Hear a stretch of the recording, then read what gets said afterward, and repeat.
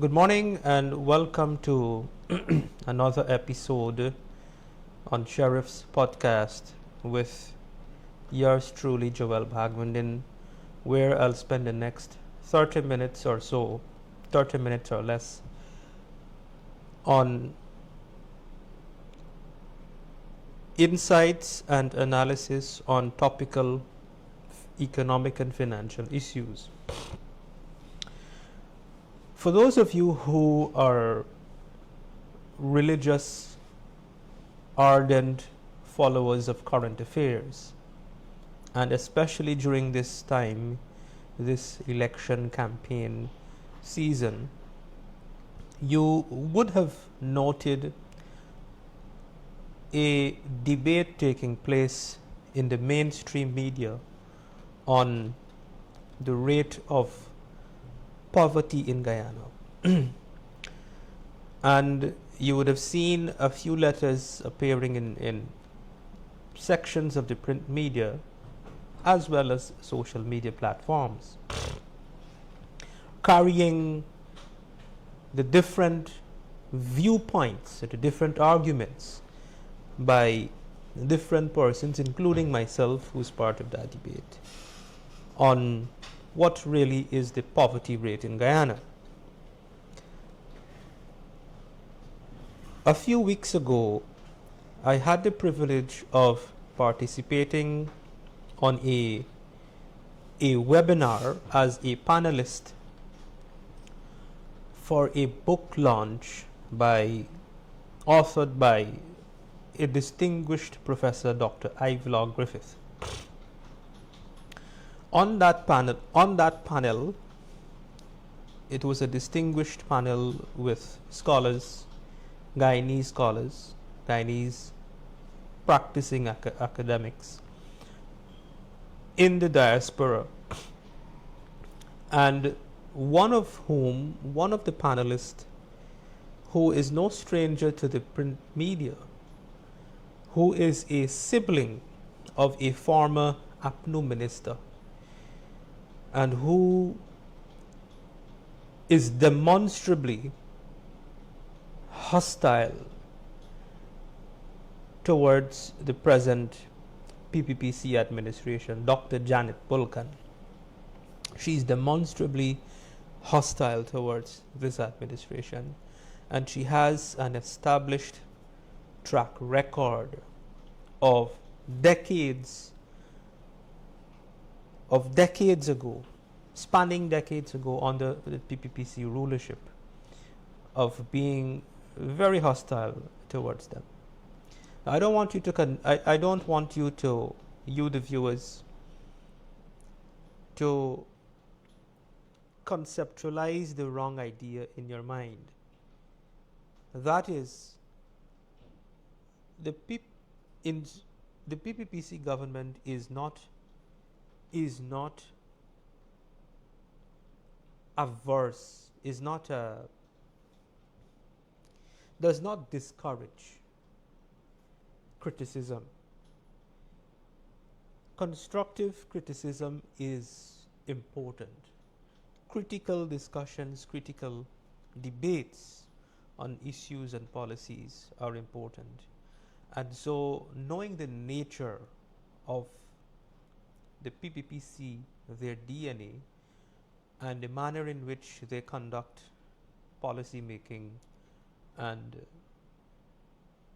the manner in which they manage the country, engaging in public discourse, public debate is important. Engaging and being open to critical and constructive criticisms are important.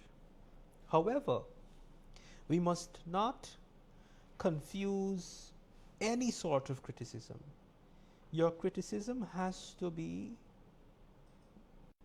founded on some credible basis. Your criticism has to be well placed, well thought, well supported with evidence or beyond logical arguments. And so that is the type of criticism that even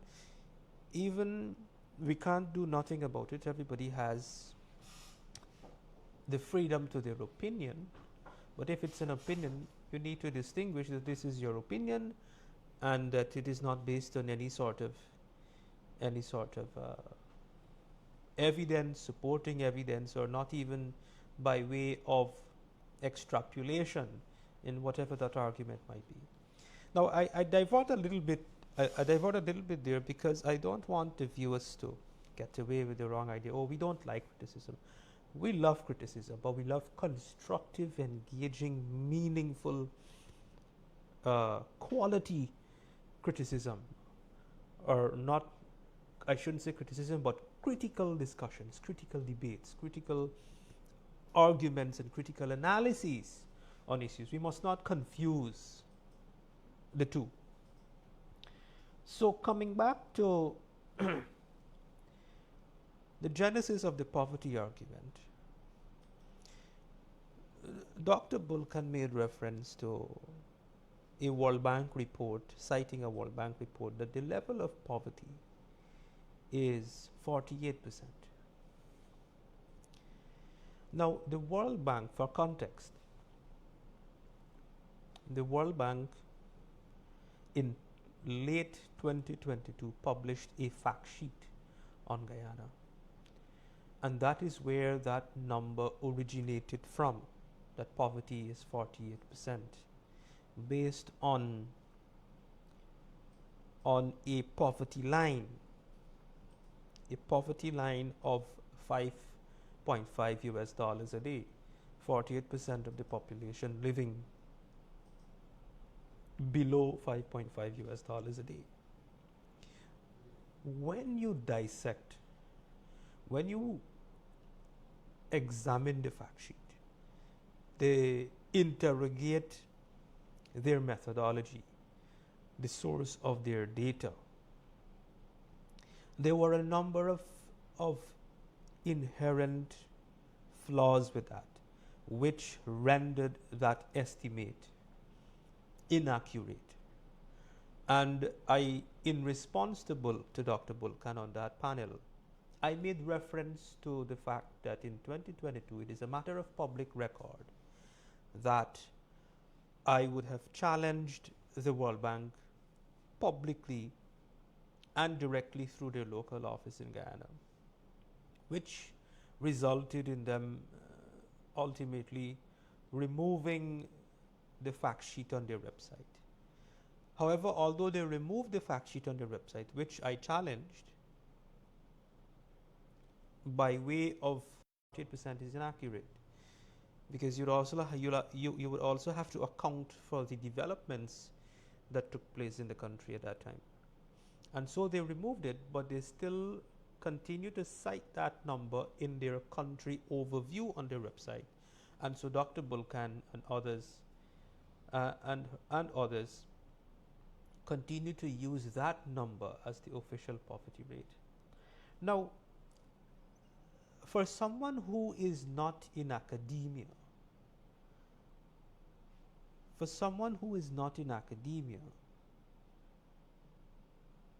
I can understand and tolerate anyone else but anyone in academia, or anyone who consider themselves to be scholars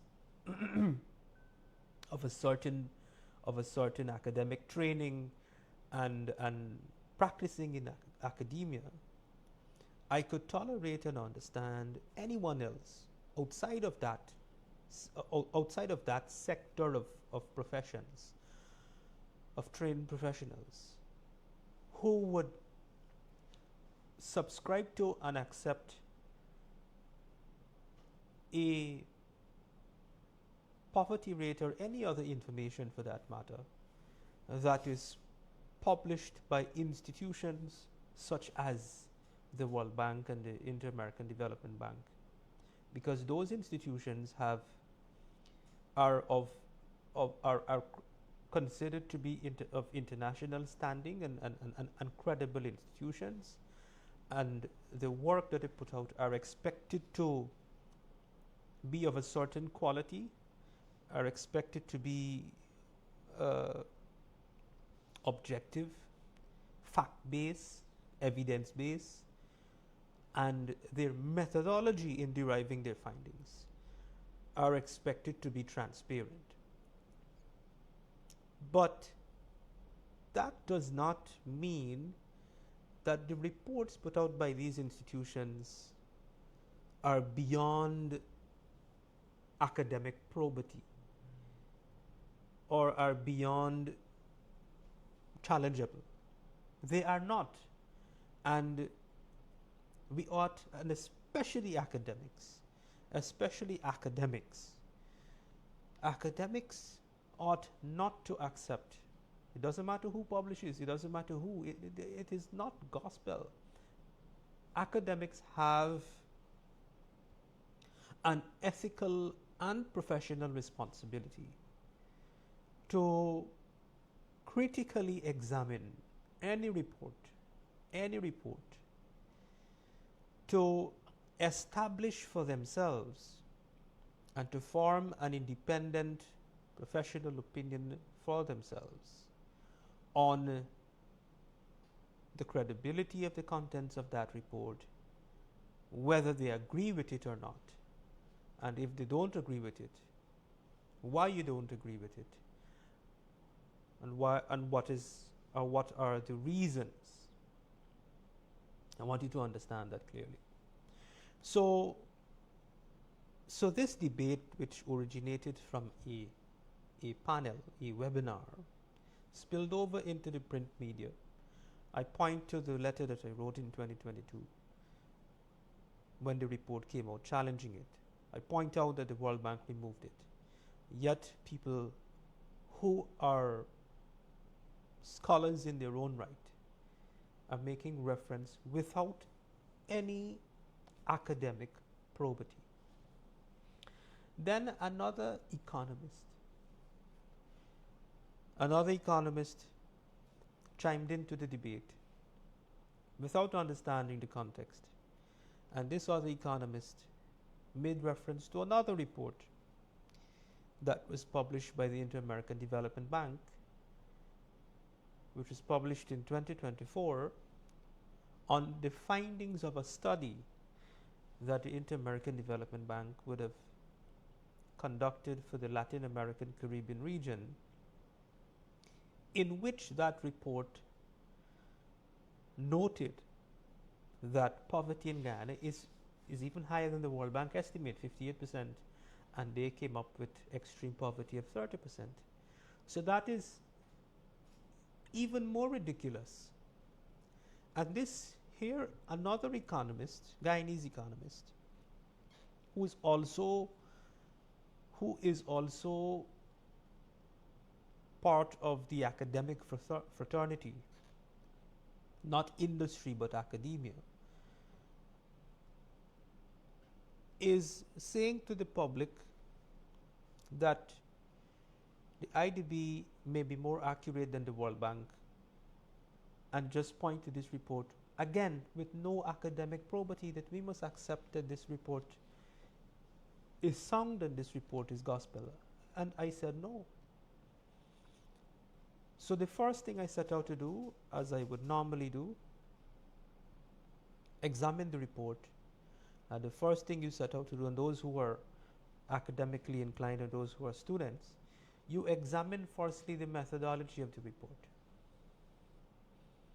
When I looked at the methodology of the report, there are some serious issues, fundamental issues, that rendered the findings of that report on Guyana in relation to their estimated rate of poverty for Guyana, that I found about three or four fundamental flaws that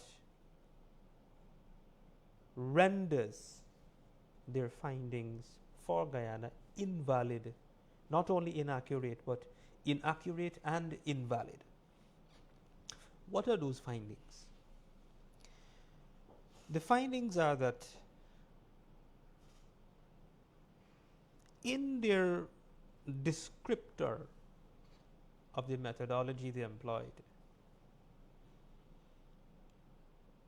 The report having been published, which is a working paper by the way, it's not a final report, it's a working paper.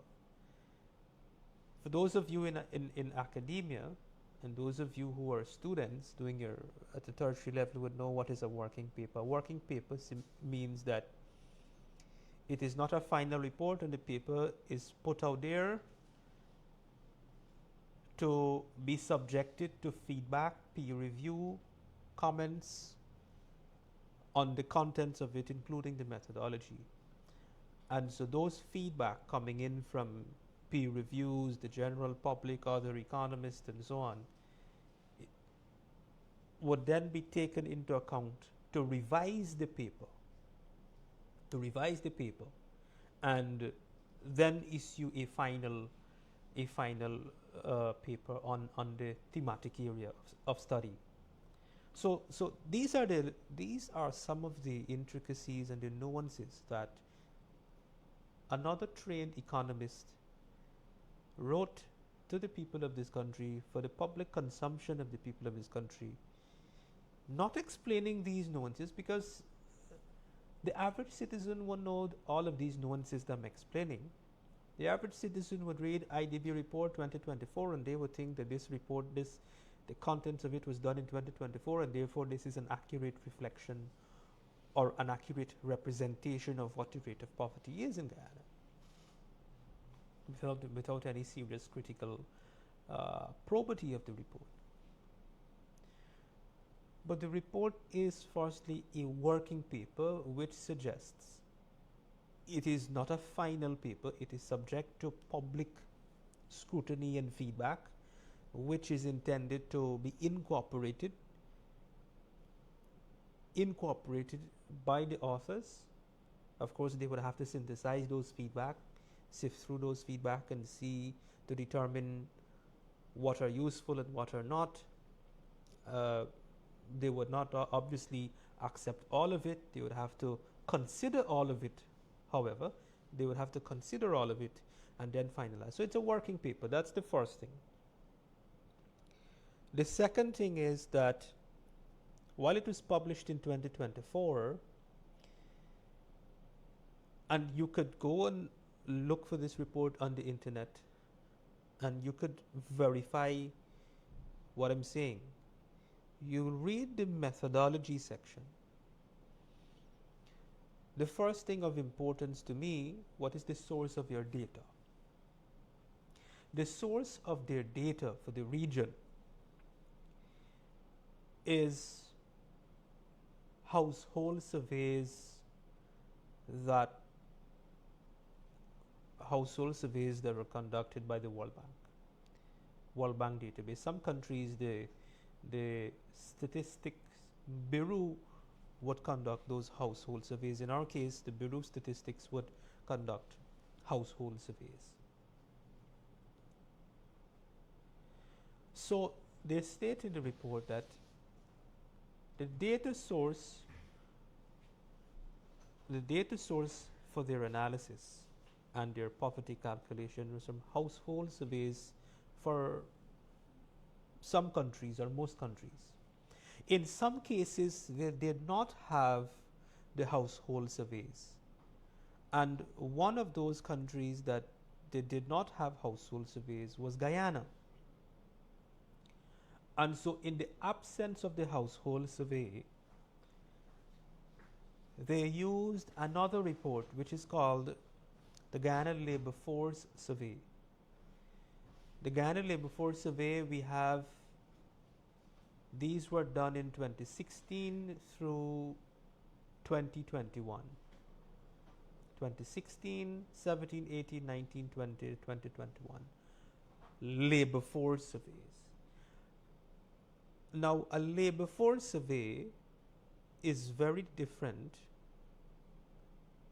is distinctly different, I should say, from a household survey, because a household survey would capture household income.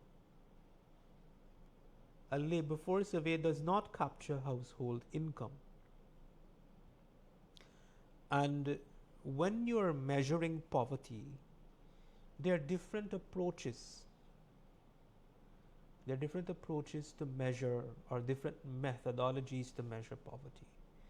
The, the most popularly used approach is the monetary method that measures income, household income, that is. The second most popular, and for me the preferred method of measuring poverty, is the multidimensional approach. The multidimensional approach is broader, and it some of the key components that would be captured in the multidimensional method would include things like access to basic necessities such as healthcare, access to healthcare, access to electricity, energy, access to education, and standard of living. Standard of living indicators, which would include those very health indicators such as child mortality rate and that type of stuff. So that accounts take it, that looks at that approach measures the level of poverty in a country by employing taking into account a broader scope of factors, hence multidimensional. The third preferred approach for me, I should say there are three main approaches that I would prefer to use: monetary, multidimensional, and the asset-based approach. The third is the asset-based approach, measuring the value of assets that people own. And with the asset-based approach, you can then combine with the monetary approach, you then calculate what is called a net household wealth. Net household wealth. So these are different approaches, and obviously if you employ these different approaches, the asset based, the multidimensional, and the monetary, you would get different results.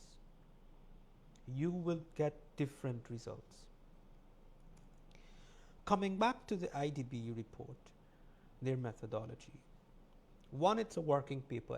I explain why that is a limitation. Limitation in the sense why the rate of 58% of what they suggest, their finding, is invalid and inaccurate, because one, it's a working paper. I explained that. The source of data that they use is arguably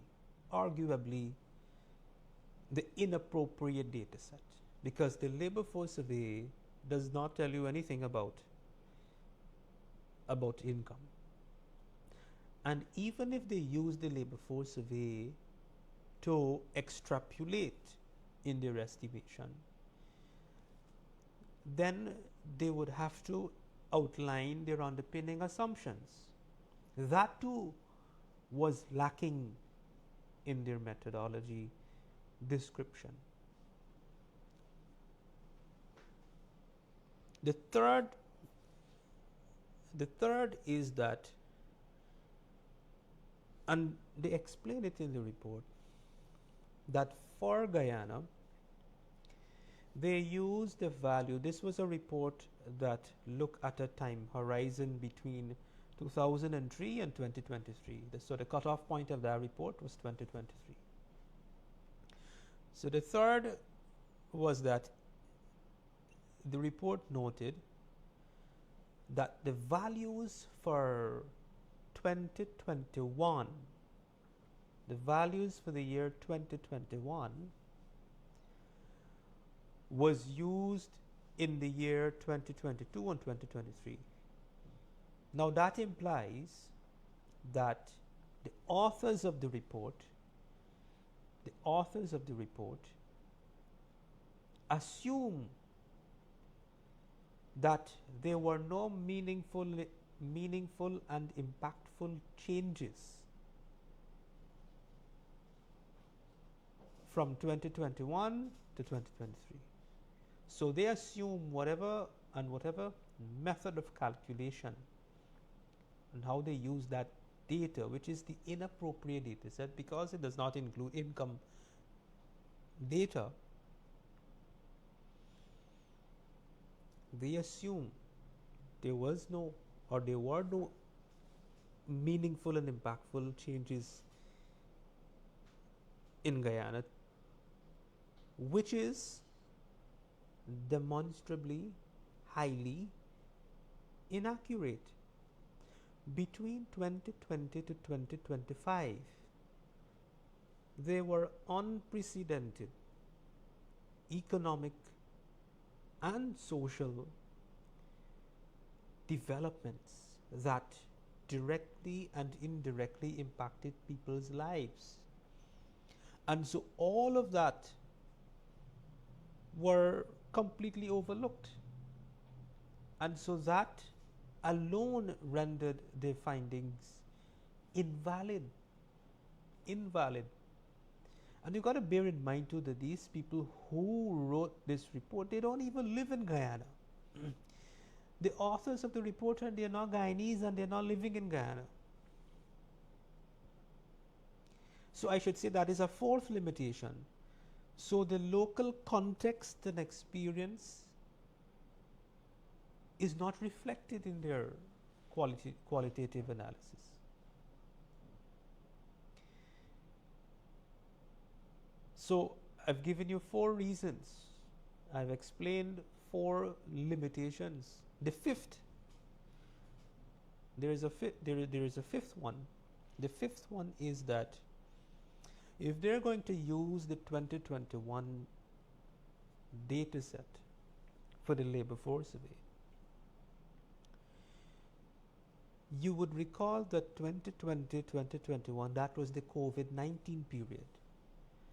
That was when the country was virtually shut down. And when the government assumed office in August 2020, the primary focus was on reopening the economy, contending with COVID-19 pandemic.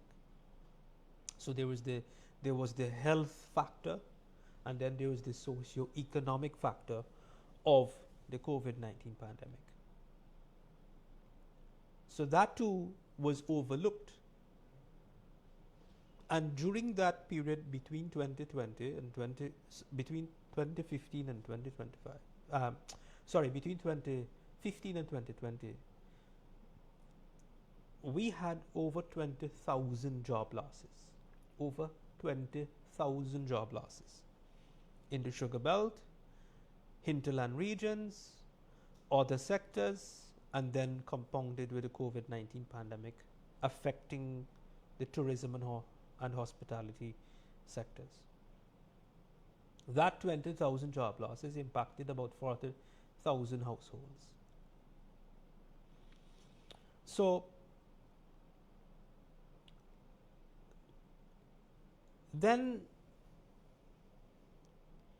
those are the limitations with these reports that are being used to lend credence to a certain political narrative on what the rate of poverty might be in Guyana. Now, I'm not saying that there is no poverty in Guyana. There is poverty in Guyana. But what is important, we have to understand where we came from. Where we came from and what we have done in terms of policy-wise as a government for the people, and not just policy-wise but investments, strategic investment, policies, initiatives and programs to reduce poverty and elevate prosperity for our people? What have we done? So, where we came from? We came from in the 80s, in the late 80s, early 90s, when we were practically bankrupt as a nation. The level of poverty then was over 90%. Over 90%. And at that time, that was a time we didn't have electricity.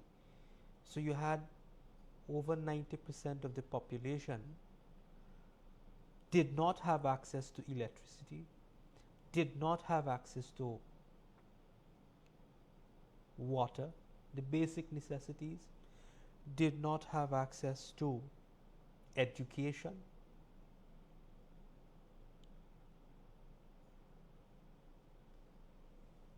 and did not have access to jobs, the lack of opportunities. And so, using the multidimensional approach back then, all the categories, all the components using that method, you had high levels of poverty from all the categories. Fast forward to today, there is something called the United Nations Sustainable Development Goals. Those development goals are goals to eradicate poverty and to achieve universal access to education, universal access to health, universal access to energy, universal access to water, and there is an infrastructure component as well, because infrastructure is important towards in terms of creating and building prosperity, thereby reducing poverty or poverty eradication. And so there was a voluntary country assessment conducted in 2022 or 2023 by the United Nations on Guyana to assess where Guyana stands in terms of achieving these goals. In that assessment, coupled with data sources from government agencies, using the multidimensional approach to evaluate the level of poverty, or to put that differently, to evaluate the level of prosperity in the country, we now have over 90% of the population have access to electricity. From zero access 3 decades ago to now, we have over 90% have access to electricity, the basic necessities in life, using the standard of living metrics. Over 90% of the population now have access to electricity. Over 90% of the population now have access to healthcare, and now we're now investing in the healthcare sector, not just to achieve universal, we almost have universal access to healthcare, but not just universal access. Now we're focusing on quality, improving the quality of healthcare delivered to our people. Over 90% of the population now, over 90% of the population now have access to water. And with the gold scholarship and free tertiary level education, and with now internet coverage, again, to measure access to education, we have to measure the internet coverage as well. And we have, if we take internet coverage, because to access affordability, access to education is about accessibility physically and affordability. So the financial barrier was removed.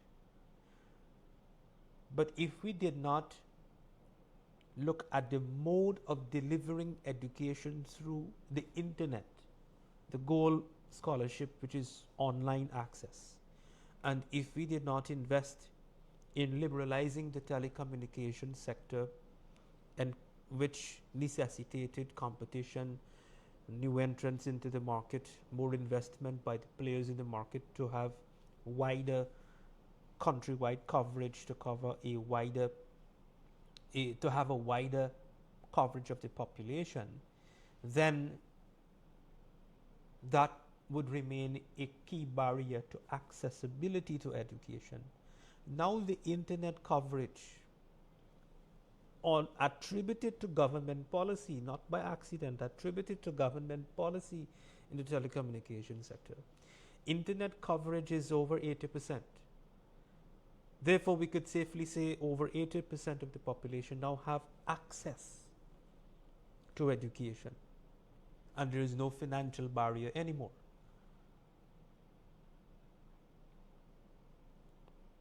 That's using the multidimensional approach. If we use the asset approach, more people acquiring assets, housing, land distribution for housing, land distribution for commercial activities, land distribution, or for commercial, I should say, land allocation for commercial activities, commercial investments, land allocation for industrial investments, which are important for poverty reduction, because without investments you can't have jobs. Education is important, health is important. When you are educated, you're now equipped, you have to have opportunities now to work, opportunities to be able to earn, whether through employment or whether you're creating employment yourself through entrepreneurial activities. So more people now own assets in terms of land ownership for housing as well as commercial and industrial. More people are acquiring vehicles, and you would recall that I spent an entire podcast going through the rate at which vehicle ownership has escalated in this country, from the number of vehicle ownership that we have had in a 4-year period. We're now doing that amount in a single year. So the ratio of vehicle ownership, new vehicles added to the road per kilometer of new roadways being constructed, has gone up from 7 to 1 kilometer to 12 to 1 kilometer. So if we measure poverty using the asset base and the asset approach to derive net wealth or net asset, you will have a different result. Certainly not those fantabulous numbers that the IDB and the World Bank have out there. Certainly not that number. It is far less than that, and my estimate, which I will present to you not today but in another podcast today, is just introducing this topic to you. In my other program, we'll go into the details of it, and I will show you empirically there is sufficient available data, publicly available credible data, that we can use. And any academic, and this is why I have a fundamental issue with these people in academia, these scholars. They rely on these reports without any academic probity, but of course they have an agenda, and we know what that agenda is. But we can't leave them to have a free pass. We have to challenge them. We have to challenge them academically to expose their hypocrisy, to expose their agenda, whether covert or overt, to mislead the public, to mislead people when they know better. They know these reports are not accurate. and they have the ability, like I do, they have the same and far more competence than me, far more experience and greater competence in academia than me to interrogate these reports, but they would not do so because they have a political agenda to paint a certain narrative and picture on the government.